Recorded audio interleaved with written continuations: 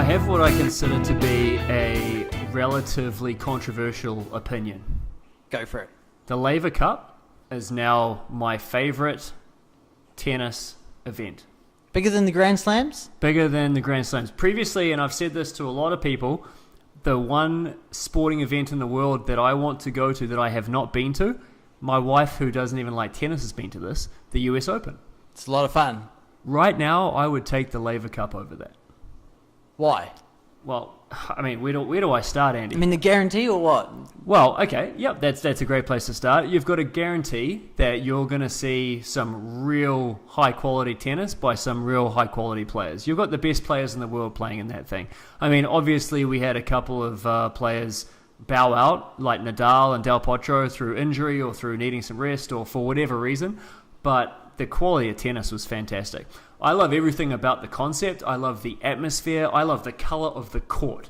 I think it just adds some gravitas that you don't get just on the regular tour. There's a little bit of complacency in the crowd, especially in the early rounds, where it's like... Who do you want to support? Exactly. Whereas it's a team atmosphere. You've got all the players. You've got them jumping up. You've got them jumping onto the court during points, which is fantastic. I love to see that. You've got, Isner hits an ace, and then, Jack Sock is out there like high-fiving him and pumping each other up, and that's what it's all about. How often do we get to see other players watching other players play tennis? And actively supporting them. Yeah. Hardly ever. Yeah. Because it's an individual sport, right? They can go back to being, an individual next week, but I loved it. Absolutely loved it. Yeah. It's a good call, Gareth. You may have flipped me on it. Have I? Well... That's rare, Andy. It's an You've got your opinions and you stick to them. It's very rare that I can sway you. It's an exhibition, right? Yes, it is. I saw someone like Team not play. He went over and played an ATP 250. Yeah. I don't know. He maybe got more money in an appearance fee going there and playing there, or maybe he's still chasing points even though he's top 8 in the world. Well, and that brings up a whole other issue. I mean, is it all about the money? I mean, they would have gotten paid something. It wouldn't have been a huge amount. Well, actually, it might have been. I don't know. The Laver Cup's probably bringing in a lot of money. Maybe they did get huge appearance fees. But, I mean, just the team atmosphere, the fact that they've got coaching on the court. Yeah, that was cool. I love that. I love it. Johnny Mac, any time that he's on court, it's good. Yeah. He's entertaining. Yeah. Win, lose, draw. Absolutely. I mean, I don't see why. I mean, we can debate this all day, but I don't see why you can't be coached during a match anyway. I think it's kind of silly. We talked about that at the US Open with Serena and her coach, and how, yes, they were breaking the rules, but, is it a good rule to have? Probably not. But what was enlightening to me was during the matches, Johnny Mac and Bjorn Borg weren't saying a lot to the players, really, because what are they going to say that the player A doesn't already know, or B is going to actually make an impact on the match? Not that much, and they're really. not their regular coaches. Yeah. I saw quite often during the matches the players were looking to their regular coaches in the crowd for some type of pump me up as well, or advice. They're there for support, let's be honest. I mean, Johnny Mac might say something like, okay, let's go this one here, and then the crew will get behind them and let's go. It was great. Loved it. And I really enjoyed when Johnny Mac and Kyrgios were going at the umpire. Oh, fantastic. So much fun. I really liked, and they had over 50 cameras on this one court, right? And whenever they tried to do an attempted chest bump, they're not as good as NFL players. They're not as good as basketballers. It's not something they've practiced. No, it's not. And that became abundantly clear when you'd see it in slow motion from 4 different camera angles. And then you've got Patrick McEnroe sort of receiving it, but sort of turning into it and just giving it one of these. And the Byron brothers make it look very easy. They do. I mean, they're brothers, as they should. They should make it look easy. What else? I like, as you know, shorter matches. I like the fact that they were super tie breaks to end it. Every match was an hour and a half to 2 hours. You didn't have these 5-hour debacles that ruin your whole day just to see a serve fest at the end of it.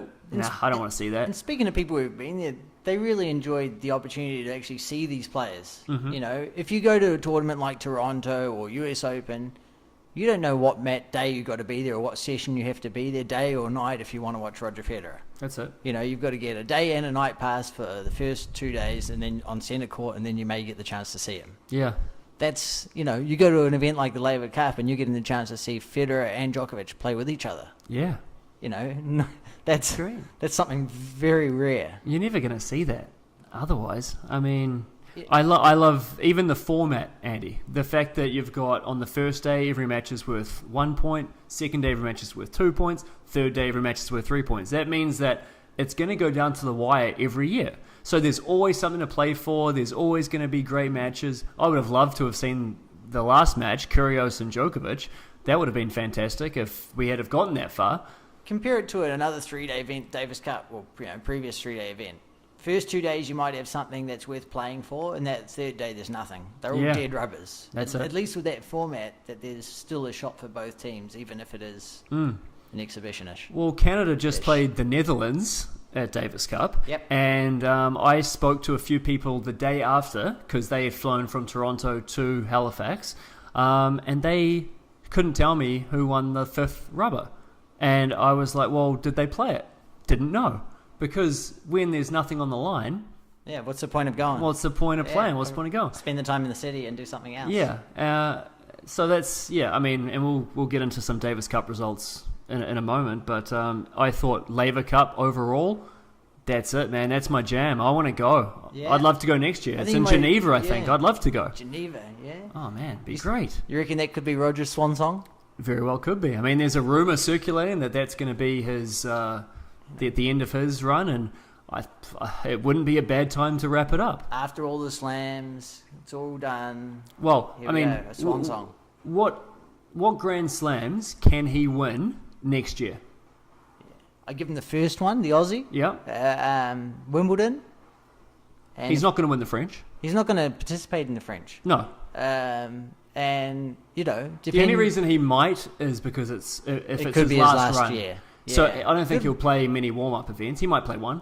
Yeah, maybe. Maybe. Might play Monte Carlo or something. And then the US Open, has he got a shot? No. Probably not. No. I mean, maybe because not at 38. he's one of the fresher guys out there because he hasn't played all these matches, but he can't go out there and play Toronto or next year will be Montreal and then Cincinnati back-to-back and then think he's got a shot. No. It's too many matches. Yeah. So if he's got a shot at those two, then, I mean, yeah, Laver Cup, get out of it. Why not? Yeah. Why not? Imagine if he won those two and then played Laver Cup and then wrapped it up. Oh. You're a dreamer. He won't. We can dream big. I don't think he will, but... Roger fans, hey. we love it. You know? So I guess, why don't you wrap up some Davis Cup results for us? All right. I guess this was a week or two ago now. Yeah. France beat Spain Yep. in the first semi-final. Defending champs, France. Yeah, the big surprise to me was Benoit Paire made his debut for France. Mm. You know, player in his 30s, it's very late to be making France your has debut so many for a good country. players, right? Like, Just so deep. oh my God, you know, Songer, Gasquet, like, Herbert, who made the final this week. yeah. You know, they have them down the list. Mm. But he made his debut, and he beat Carino... Monfils. I Yeah, forgot about Monfils too. Songa's coming off the injuries. Yeah. They got everyone. Yeah. Gasquet. Yeah. Oh, man. This goes on Mahout. Yeah. But anyway, he won 5-1-0 over Carina Busta. Solid one. That's a great way to make your debut, right? Carina Busta's solid. I can't believe he would lose that easily. No, and Benoit Paire is flaky, right? Like, Emotionally? yeah, emotionally, physically, his body is not held up very well on him. His back's very flaky. I know the feeling. It's just a surprise that he's still stayed around the top 100 as long as he has. He's got a game, but, you know, that's the tough bit. Yeah. In the second match, Puyol had a good battle over a 5-set match over Batista Agut. Okay. I think that's a shock to me. I think Yeah. Batista Agut's good, and you know I think we talked about Puyol having a overinflated ranking. Yes, because that's of the right. CGR. That's right. Yeah. And so He seems to come out and do really well in a tournament or two each year to keep his ranking up. yep, and that's what you have to do. That's it. You know, stick around, Yeah. keep your ranking, and then you get easier draws. In And the he's lower relatively tournaments. young too, so he could turn out all right. He's got a game. Yeah. You know, he's still there. France stealed the tie by winning the doubles. Very easy. You know, players like Mahout just make it simple. Yeah. In the dead rubber match, did you see the rally between Mahout and Granollers? No. They had a rally out there, sliced backhands, about 90 shots. 90 slice backhands back Yeah, and it forth. was incredible. I think it was like 88 shot rally or something. It was just dead rubber, just we talked about exhibition tennis. Right. And they just kept this ball going back and forth, and the crowd didn't know what to do during the rally. It's very interesting. They started booing and cheering, and then they were loving it at the end. Wow. Just shows how good these players are. Absolutely. In the other semi-final, Croatia beat the States. Now, It's a bit of a surprise, isn't it? yeah, I think Croatia's a really solid team. When you got players like Silic, Cilic, yeah. Koric, number one player in the world, or All the number itches. two, Yeah. Pavic, and you got Dodik there playing doubles. I think they're a really, really solid team. So it's going to be a France-Croatia final. France-Croatia final. Went down to the wire, actually. Croatia won the first two ties. America actually had Ryan Harrison, won the Byron brothers playing doubles, and they won 5-set match. Query came off the bench and beat Silic in 4. That's an impressive one. It evened the tie at two matches all. And then Francis Tiafoe, my boy, he went out there and lost in 5 sets to Koric. But, Oh, it's tough. that's a great battle. That's Davis Cup tennis, playing away from home and topsy-turvy. right? Yeah. Ups and downs. And I guess we're going to see a bit of a change in the format for that next year. Since Canada beat the Netherlands, they have to play in the playoff in, I believe it's April. Yeah, I could be I think mistaken so. on that. Or is it February? February or April? Early next year anyway. Yeah, I You it's think Feb- on that? Yeah, I think it's February, actually, straight after the Aussie. Yeah, I think you're right. February. To get into the finals at the end of the year. Basically, it's for anybody that isn't aware of what's going to happen next year. Instead of having 4 weekends spread throughout the year, it's going to be one event at the end of the year with the top 16 teams in the world plus 2 wildcard teams. Cool. So, I mean, I'm looking forward to it, to be Yeah. honest, but the face of tennis is changing, and since it's going to be one event, a week-long event, I think it's going to be a couple of weeks. I think it's in November, actually. I think it's after all this, all the Asian swing and all that kind of stuff. But what is going to happen is it's going to open up weekends throughout the year. Yeah, definitely. And weeks Yeah. that there's no ATP events because of. right? Exactly. An entire week rather than just a weekend. Yeah, that's right. So basically what's happening is Gerard Pique, or Piquet, I don't know. All right. PK sounds Yeah, fun. just whatever his last name Isn't is. it a chewing gum? It is for the Kiwi listeners out there. He is a member or a founding member of Kronos, which is basically a media and sporting like fund. Like Okay. they're looking to invest money in certain sporting ventures, right? That's who Roger Federer is in with, and that's how the Laver Cup kind of came to be through this Wow. group. Okay. So what they are looking to do now is they're looking to find events to fill these events that are being left by the Davis Cup. Okay, so at the moment, what this looks like for next year is a new tournament called the Majesty Cup. The Majesty Cup. Majesty Cup. I think they Where could do they get work these on the fruity name, names maybe. from? Yeah, I think Yeah. they could work on the name a little bit, but it might make sense when I tell you the prize. So the prize money for this is $10 million. $10 million. $10 million. It's a bit more than the slam. Just Yeah. for the winner or what? Yep, just for the winner. Not for there's no prize pool that gets distributed. You lose first round, you get nothing. Nothing. You lose in the final, you get nothing. Nothing. I'm in. Yeah. 64 draw. Winner takes it all. I'm probably only in for the semis and the finals. Probably only the final. Yep. But a heads-up match for 10 million. Yeah. That's quality watching. It Oh, is. you want to see pressure, and that's some pressure. Oh, that is going to be fantastic. Yeah. I'm excited for that one. Wow. Yeah. So basically, the face of tennis is changing. This is what it's going to look like. I've got a bit of and I've got another controversial proposal for you, Andy. I had one earlier with the Laver Cup, and You flipped me there. I know. Wow, here's another one. After the US Open, that should be the end of the calendar year for tennis. Oh. Yeah, hear me out. It's all right. I know your initial thought is not entirely encouraging, but for me, as a watcher, as a ex-player to some level, I think that after the US Open is basically the mecca for tennis. It's like, this is where we're building. This is the top of the mountain. It's the last Grand Slam of the year. that should be where we finish the points race, in my opinion. I don't think many people give a shit about the year-end race and it's usually in London, the year-end championships. Yep. I don't think people really care about that. Who won it last year? Did Dimitrov? Dimitrov won it. Oh, I'm good. Trying to stump you there. Yeah. But Dimitrov won it. This year, Tomic has won more titles than Dimitrov. Wow. And we'll get into Tomic in a little bit. Here's my proposal. Okay, I'm going to fix tennis. Ooh. Here it comes. I know. So after the US Open, that's where we declare the number one player for that year. The year-end finish is at the US Open. Yep, it's done. After that, the week after, we have the Majesty Cup, which is top 64 up for $10 million. That's going to be a great exhibition. Followed by the Laver Cup, which again, as I've mentioned, is my now favorite tennis event. That's fantastic. Then followed by the Davis Cup finals, which is going to be a week-long competition, festival of tennis. Two-week competition possibly. Yeah? Sure, yeah. I think it is, yeah. So then basically we'll have the calendar year end at the start of October. Optional exhibitions. I mean, I'm sure people will come out of the woodwork and go to various countries, and maybe they'll go to Asia and play some exhibitions. Maybe they'll go to Europe or Australia, wherever people want to see some tennis. But give the players some time to rest. The players are screaming out for the fact that the calendar year is too long, that they don't have enough time to recoup, that they're getting injured all the time. And you know what? I having done this podcast now week to week, I'm seeing a bit of the fatigue of the year, of the calendar year, and how many tournaments these guys are playing. And I think it would be great for them to get a bit of a break from the sport.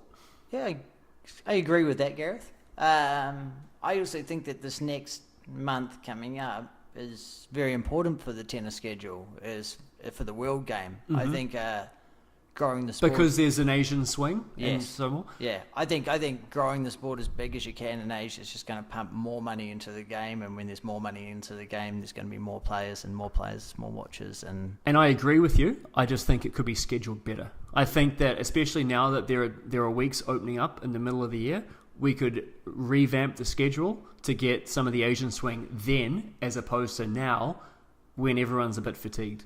Yeah, interesting. I mean, there's players like Murray who come out and said, end of Asian swing, I'm done. He's not playing any more of the European and the hard-court season. He looks like he's lost a step. Well, coming back off injury is tough, right? And, we've seen that with Djokovic this year. It took him a good year to come back, and now he's back. Yeah.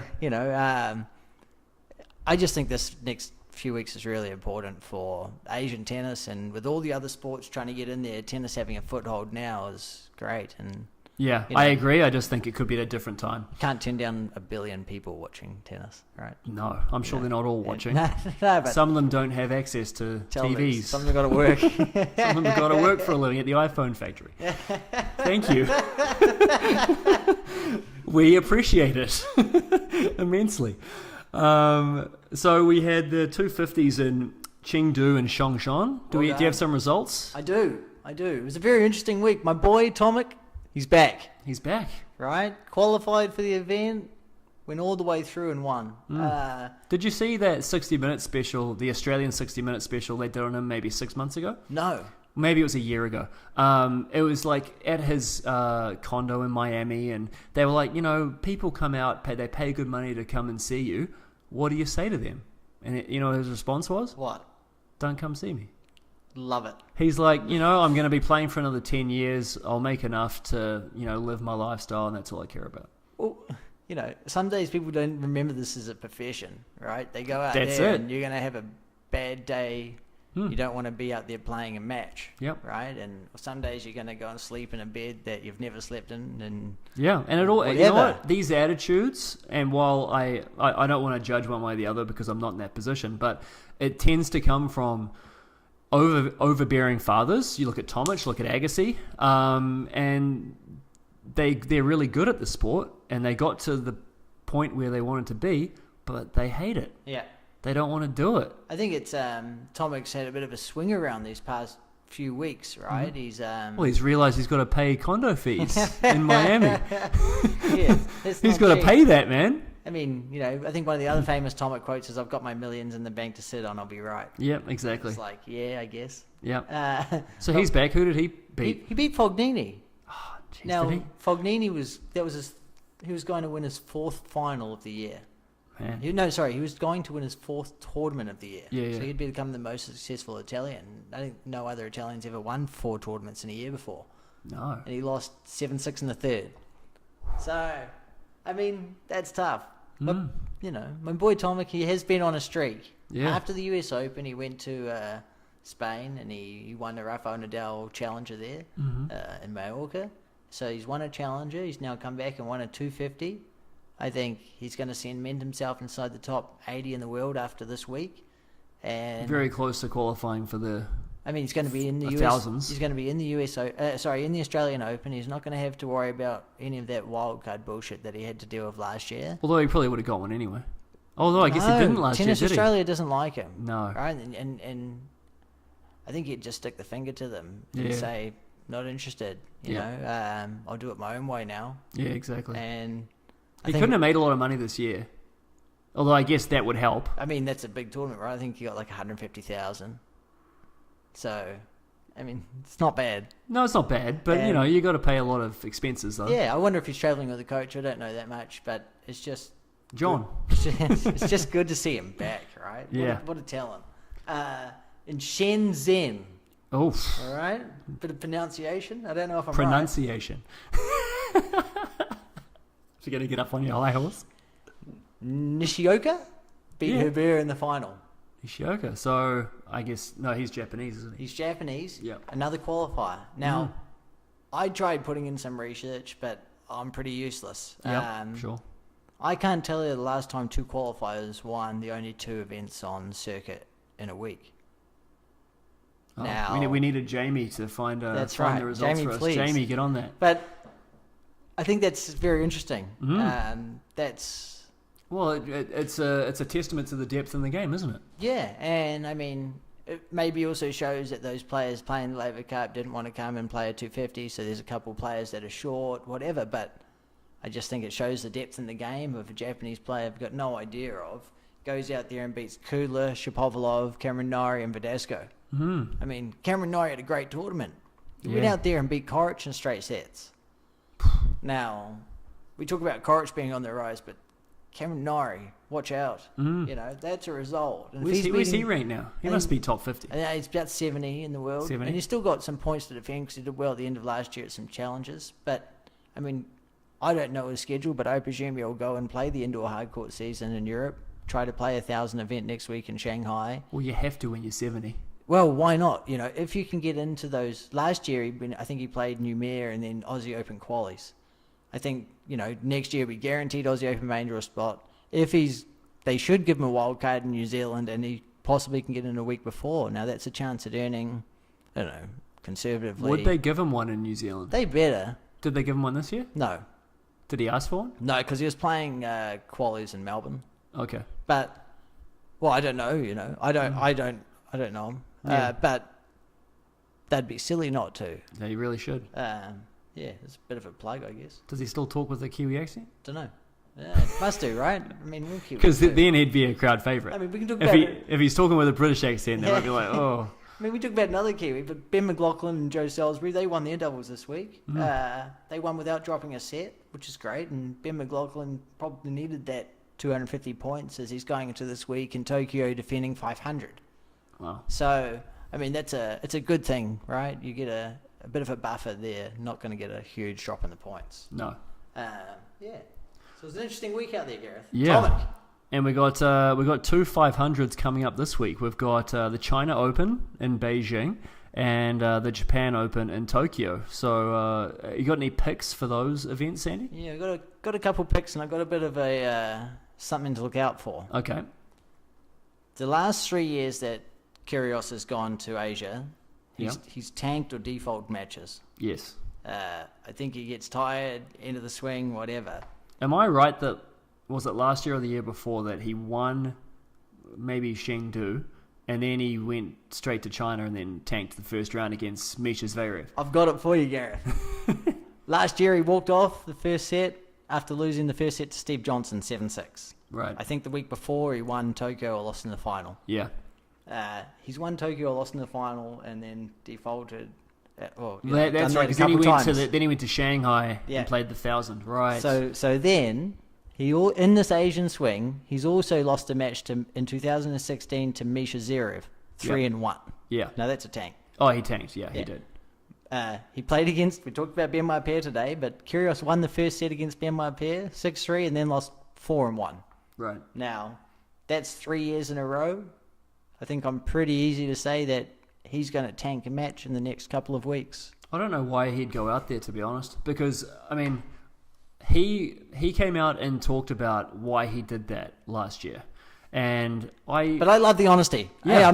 Hey, if you're going to go out there and tank, do it. Yeah, exactly. Do it. And I kind of felt for him because he was like, I was really lonely. I was traveling to the courts. It was like an hour and a half each way, and it's a you're really far away from home. You're away from family, and you're just expected to be on every day, every time, and the pressure just got to him. That's easily relatable, and I love the honesty to it. He's 23 years old, we can cut these kids some slack, can't we? Well, yeah, I hope so. Yeah. Last night, we can talk about people not showing up. Last night, I watched an MMA fight for a world championship. Rory McDonald fought Gegard Mousasi. It's a big fight.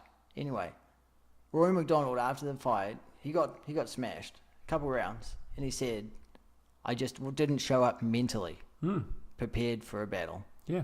And I got beat.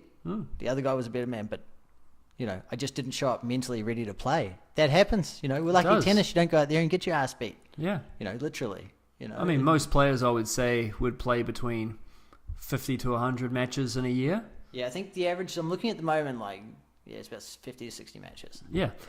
That's, one every, 4 to 6 days, right? But you got to include travel. Travel, yep. You're in a weird country, you're in a hotel room if you're lucky.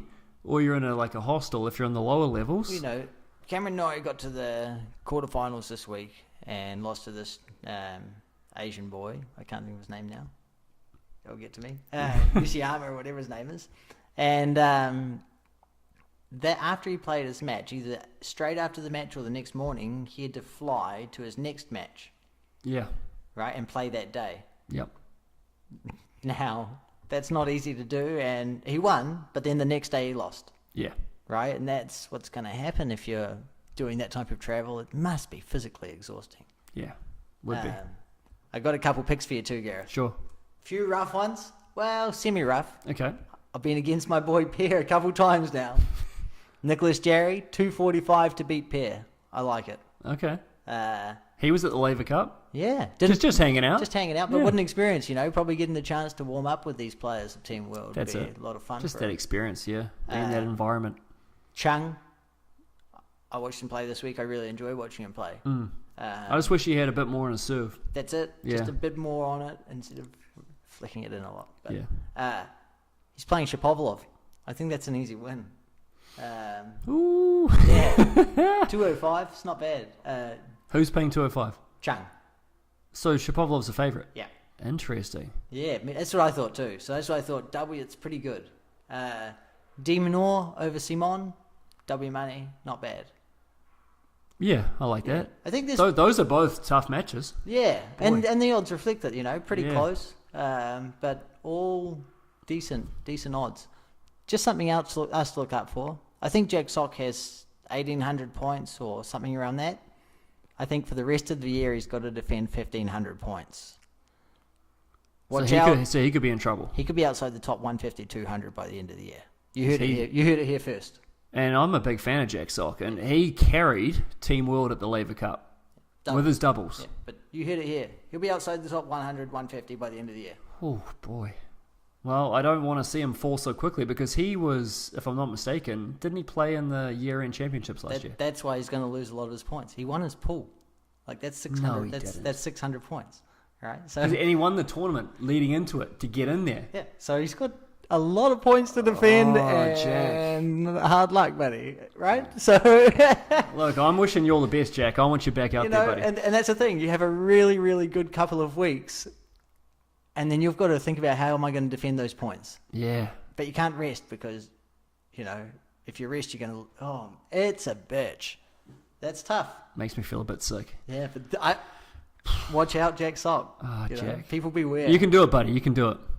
All right, should we wrap it up there? Definitely, man. All right. Please find us on iTunes and Stitcher if you like your podcast with just the audio. And if you want us to discuss a certain topic, please reach out on YouTube, Instagram, and or Twitter. We are Two Guys Talk Tennis. I'm Gareth, that's Andy. Sorry for the delay. If you like the cut of our jib, please subscribe, rate, and share. Tell a friend about us. Let them know. Next time you see somebody and you're talking about tennis, you're at the tennis club, say, these guys, they may not know what they're talking about, but boy, it sounds good. These two guys talk tennis. Catch you later, everybody.